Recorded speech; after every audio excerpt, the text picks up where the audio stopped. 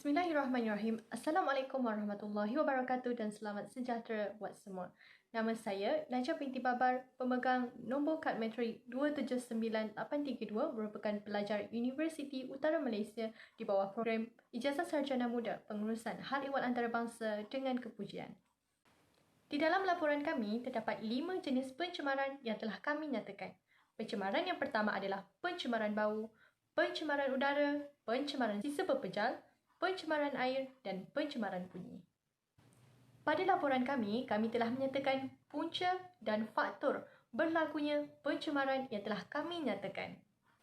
Di samping itu, kami juga telah menyatakan kesan-kesan berlakunya pencemaran tersebut terhadap semangat nasionalisme dan patriotisme serta kesan terhadap negara dan bangsa.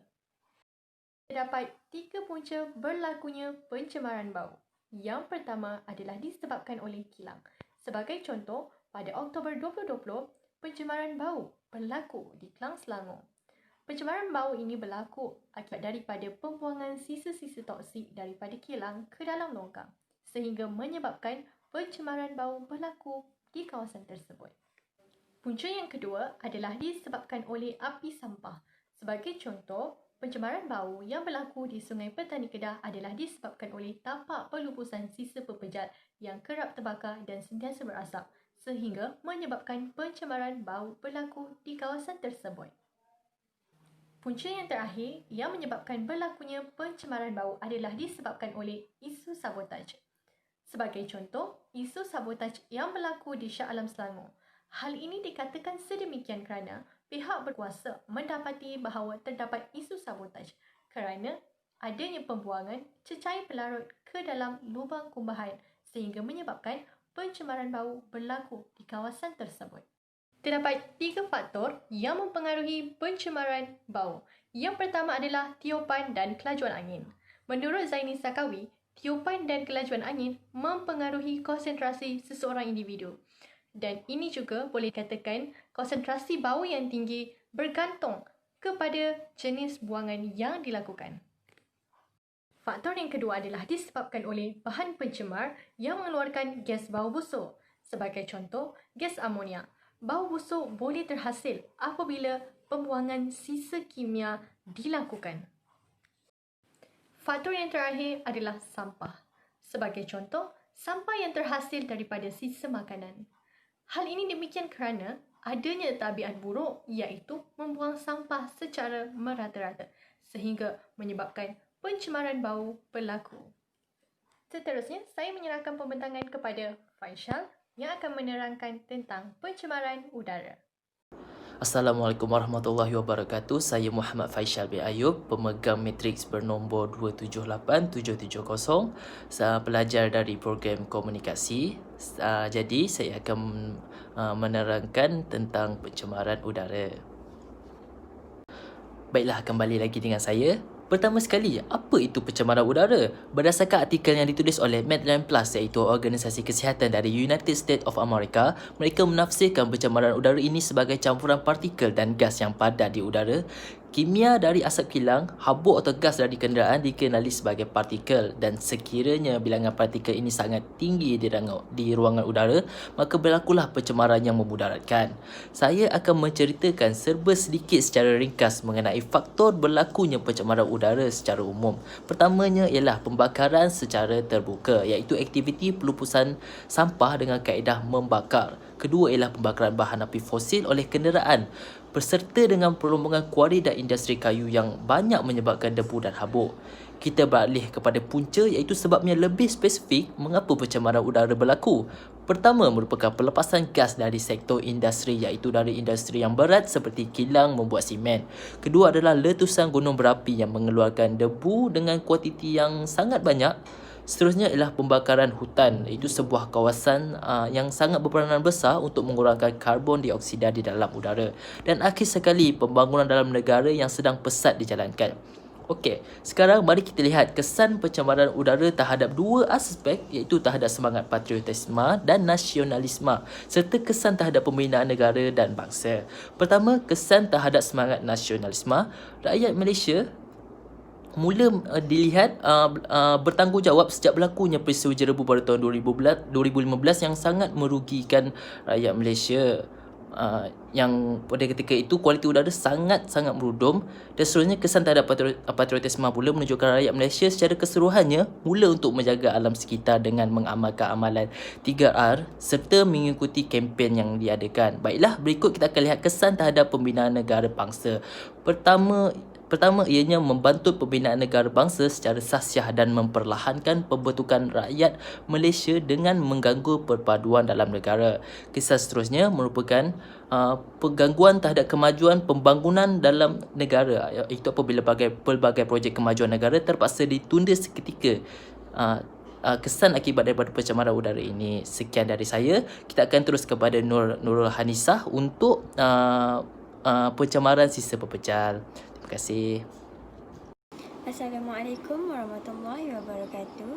Saya Nurul Hanisah binti Husin, nombor matrik 279011. Saya di bawah jurusan Kewangan dan Perbankan Islam. Punca pencemaran sisa pepecal yang pertama adalah disebabkan oleh pertambahan jumlah penduduk. Menurut laporan rancangan Malaysia ke-9, jumlah sisa pepecal yang dijana oleh Semenanjung Malaysia meningkat daripada 16,200 tan metrik sehari pada tahun 2001 kepada 19,100 tan metrik sehari pada tahun 2005. Jumlah ini dianggarkan akan meningkat kepada 30,000 pada tahun 2020. Seterusnya, pencemaran sisa pepecal berlaku disebabkan oleh sosioekonomi rakyat dan gaya hidup rakyat. Rakyat yang hidup dalam keadaan serba mewah, gaya hidup yang mewah dengan mempunyai pendapatan mereka yang agak tinggi akan menyebabkan berlakunya pembaziran. Seterusnya, sikap masyarakat itu sendiri. Sikap masyarakat yang tidak mengambil berat tentang kepentingan alam sekitar menyebabkan mereka membuang sampah merata-rata tanpa menghiraukan pencemaran dan persekitaran alam sekitar. Faktor yang menyebabkan pencemaran sisa pepecal yang berlaku, yang pertama, pengurusan sampah yang tidak sistematik. Ini kerana pihak yang bertanggungjawab tidak menguruskan sampah dengan sistematik. Mereka menjalankan pembuangan sampah secara open dumping yang menunjukkan kaedah di mana semua sisa pepecal dikumpulkan di suatu tempat. Seterusnya, sikap masyarakat yang kurang kesedaran terhadap kepentingan alam sekitar. Masyarakat tidak mengikuti kempen kesedaran yang dijalankan oleh pihak kerajaan atau pihak bertanggungjawab menyebabkan mereka tidak mengetahui bahawa penjagaan alam sekitar itu penting. Faktor seterusnya sekali adalah kutipan sampah yang tidak sistematik yang dilakukan oleh pihak bertanggungjawab seperti Alam Flora Sdn Bhd. Kesan berlakunya pencemaran alam sisa pepecal adalah yang memberi kesan kepada semua rakyat. Contohnya, lumpukan sampah yang banyak menyebabkan pencemaran air boleh berlaku. Masalah yang berlaku di kawasan pelumpukan sampah Teluk Cempedak yang terletak di sebuah lembangan saliran air hujan yang turun menyebabkan berlakunya pencemaran. Aliran air daripada sampah ke dalam sungai menyebabkan berlaku pencemaran air. Menyebabkan di sini akan melahirkan sikap patriotisme dalam kalangan masyarakat di mana mereka mengambil berat tentang kesihatan penduduk masing-masing. Selamat sejahtera. Saya mengucapkan kepada Profesor dan rakan-rakan yang saya kasihi sekalian. Nama saya Yami Tira, anak perempuan A3 Tanapal, dan nombor matrik saya ialah 278200. Saya dari program Ijazah Sarjana Muda Pengurusan Hal Ehwal Antarabangsa. Hari ini saya ingin membentangkan tentang pencemaran air yang sering berlaku di negara kita. Terdapat beberapa punca berlakunya pencemaran air di negara kita.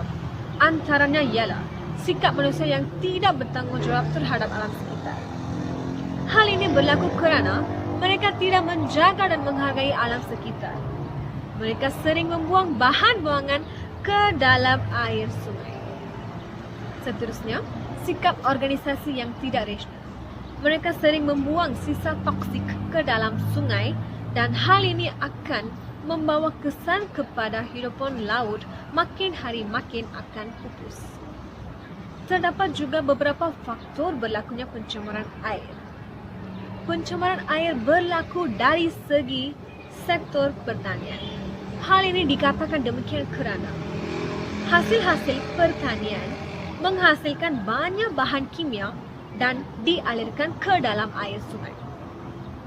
Selain itu, pembuangan bahan-bahan radioaktif, misalnya daripada makmal dan hospital, yang mengandungi sisa-sisa toksik yang larut di dalam air dan dibuang ke dalam air untuk melupuskannya. Terdapat juga beberapa langkah untuk menangani isu ini. Antaranya ialah pihak media massa perlu mengambil peranan dengan menyiarkan iklan-iklan yang berkaitan dengan kesedaran tentang alam sekitar. Seterusnya, kerajaan perlu mengadakan kempen dalam kalangan masyarakat seperti kempen Cintai Sungai. Hal ini lebih menumpukan kepada aktiviti gotong royong membersihkan sungai. Pencemaran air ini juga memberi kesan kepada pembinaan negara dan bangsa. Akibat perkembangan sektor perindustrian dan perdagangan, masalah pencemaran air akan meningkat. Hal ini juga menjejaskan industri pelancongan dan imej negara. Hal ini juga menyebabkan dipandang rendah oleh orang luar. Masyarakat juga enggan bersatu padu. Kesan kepada semangat nasionalisme dan patriotisme turut juga berlaku. Kemerosotan alam sekitar akan mengurangkan semangat nasionalisme dan patriotisme dalam kalangan masyarakat. Persekitaran yang bersih dan baik dapat memupuk semangat nasionalisme dan patriotisme. Sekian, terima kasih. Turut juga berlaku. Kemerosotan alam sekitar akan mengurangkan semangat nasionalisme dan patriotisme dalam kalangan masyarakat. Persekitaran yang bersih dan baik dapat memupuk semangat nasionalisme dan patriotisme. Sekian, terima kasih. Salam sejahtera saya ucapkan. Hai, nama saya Angel Ubong Andrew, merupakan pemegang kad Matrik 278904 dan berada di bawah program Sains Pengurusan Perniagaan Tani dengan kepujian. Di sini saya akan menerangkan mengenai pencemaran bunyi. Pencemaran bunyi terhasil daripada bunyi yang terlalu kuat sehingga boleh mengganggu ketenteraman orang lain. Terdapat beberapa punca, kesan, faktor dan semestinya cara mengatasi masalah pencemaran bunyi daripada semakin parah.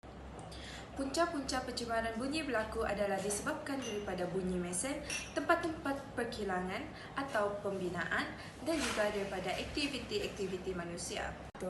Faktor pencemaran bunyi berlaku adalah disebabkan kurang kesedaran dan tiada sikap mengambil berat di kalangan masyarakat, di mana perkara ini berlaku disebabkan kepentingan sendiri dan tidak peduli akan keselesaan orang lain.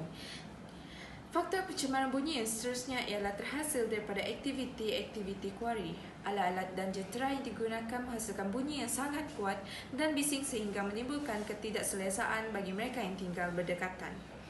Yang saya boleh simpulkan ialah semua pihak perlu bekerjasama dalam mengawal keadaan pencemaran bunyi supaya tidak semakin memudaratkan bangsa dan juga negara. Seterusnya, kesan pencemaran ini semestinya akan memudaratkan kesihatan manusia, malah juga haiwan, terutamanya kehidupan marin. Jelaslah, pencemaran bunyi akan menyebabkan berlakunya masalah pendengaran dan akan membuat seseorang itu tertekan. Bunyi yang terlalu kuat seperti gelombang sonar tentera akan membunuh kehidupan marin seperti ikan paus yang sensitif terhadap bunyi. Akhir sekali ialah cara-cara mengatasi pencemaran bunyi. Cara mengatasi pencemaran bunyi yang pertama ialah semua pihak perlu berganding bahu dalam menyelesaikan masalah pencemaran bunyi ini dengan cara melaporkan kepada pihak yang berkuasa mengenai pencemaran bunyi yang berlaku di sekitar mereka supaya pihak berkuasa dapat mengenakan tindakan yang sewajarnya kepada mereka yang tidak bertanggungjawab. Cara mengatasi yang seterusnya ialah memperkukuhkan penguatkuasaan undang-undang. Dengan cara memperkukuhkan penguatkuasaan undang-undang, masyarakat akan takut untuk melanggar undang-undang. Kesan alam sekitar terhadap nasionalisme dan patriotisme. Apabila pencemaran alam sekitar ini berlaku di Malaysia, masyarakat akan mengambilnya sebagai suatu perkara yang harus dititikberatkan bagi menjamin keamanan dan keselamatan negara. Hal ini sekaligus memberikan masyarakat untuk bekerjasama antara satu sama lain kerana ingin memupuk semangat cinta akan negara demi menjaga keamanan dan keselamatan negara. Kesan terhadap negara dan bangsa. Masyarakat akan lebih bekerjasama dalam mengatasi masalah pencemaran alam sekitar di Malaysia tanpa mengira agama, bangsa dan suku kaum. Hal ini akan menimbulkan semangat negara dan bangsa di Malaysia sekaligus menjadikan Malaysia ke arah negara yang lebih maju.